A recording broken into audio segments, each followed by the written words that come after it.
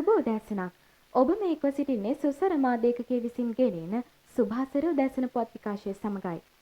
පුවත් සංස්කරණය මිතුක කෙත්නාල් පුවත් සමගින් ඔබ හමු වන මම විනාගේ උදම්සා. ප්‍රථමයෙන් අවධානය පුවත් සිරස්තල වෙත. 2025 ශිෂ්‍යත්ව විභාගයෙන් අප පාසලට විශිෂ්ට ජයක්.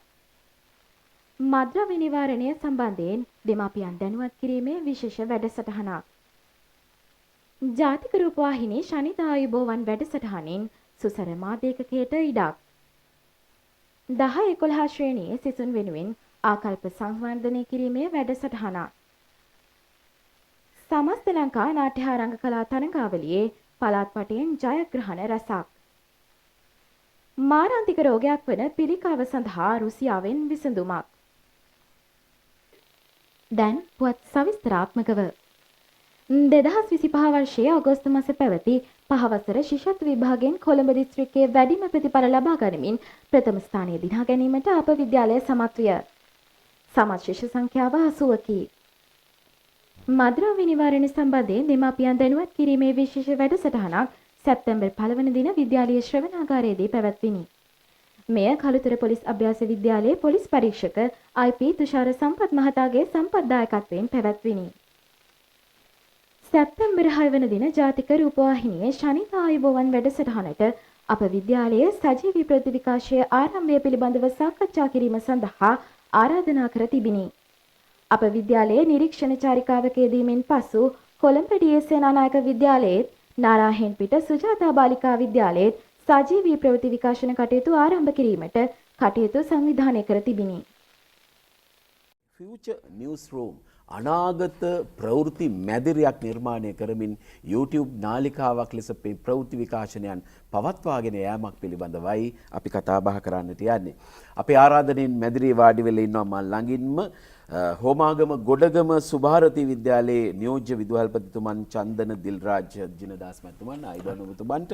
ඉන්නේ එහා පැත්තේ ඉන්නවා කොළඹ සුජාතා බාලිකා විද්‍යාලයේ විදුහල්පතිතුමිය ප්‍රියංගිකා විජේසිංහ මැතිණිය ආයිබෝන් ඔබතුමීට.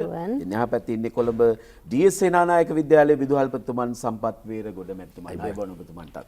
මම කැමතියි නියෝජ්‍ය විදුහල්පතිතුමා මේ සංකල්පය ගොඩගම සුභාරතිය පැත්තෙන් තමයි පැන නැගුණා කියලා කිව්වේ. මොකක්ද මේ? ඇත්තටම ආසේල මම මේ වෙලාවේ මතක් කරන්න ඕනේ මගේ විදුහල්පතිතුමා ජේ.ආර්. සමන් මංජුල මහත්මයා. එතුමන් විශිෂ්ට විවාහාර එහෙම නැත්නම් බ්‍රෙස්ට් ප්‍රැක්ටිසස් කියන ඒවා ගොඩක් අපේ පාසලට හඳුන්වලා දීලා තියෙනවා. එතුමාගේ සංකල්පයක් අනුව තමයි අපි මේ වැඩපිළිවෙල පටන් ගන්න.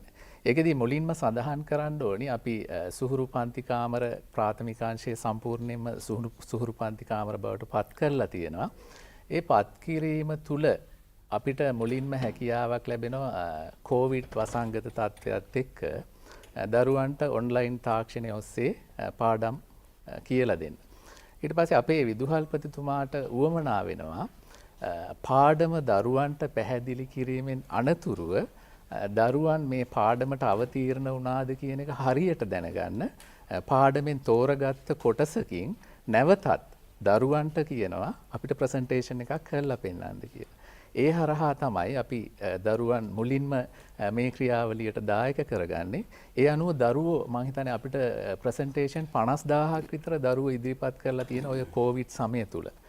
ඒකත් එක්ක අවතීර්ණ වෙච්ච ගමනත් එක්ක තමයි අපිට මේ අලුත් බෙස්ට් ප්‍රැක්ටිස් එකක් විදිහට මේ ප්‍රවෘත්ති විකාශන ක්‍රමය ආරම්භ කරන්න සූදානම් වන්නේ.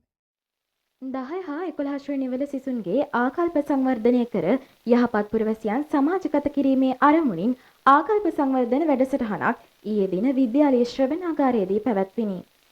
මේ සඳහා සම්පත්දායකත්වය කළුතර පොලිස් අභ්‍යාස විද්‍යාලයේ පොලිස් පරීක්ෂක I.P. තුෂාර සම්පත් මහතා ලබා දුනි.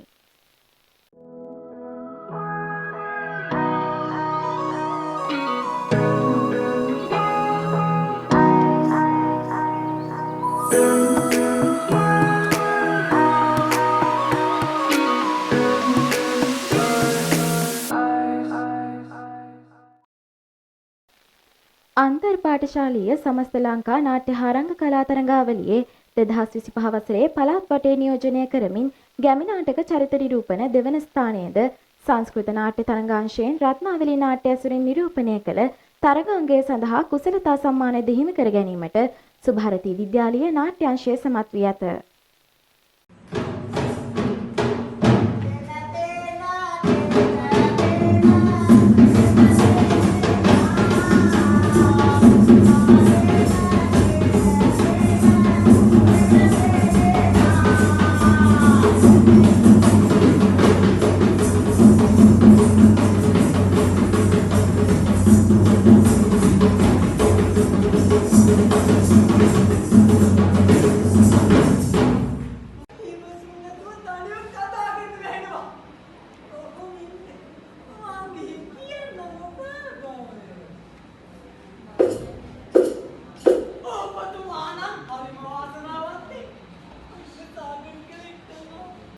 දැන් විදෙස් පුවත්.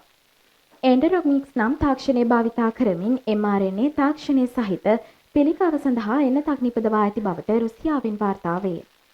එම එන්නත මගින් රෝගියාගේ ප්‍රතිශක්තිකරණ පද්ධතිය ශක්තිමත් කර පිළිකා සෛලවලට එරෙහිව සටන් කිරීම සඳහා මෙම එන්නත උපකාරී වන බව රුසියානු පර්යේෂකයන් විසින් දන්වා සිටී. අද දින උදැසන පුවත් විකාශය මෙන් සමාප්තයි. ඔබ සැමට සුබ දවසක්.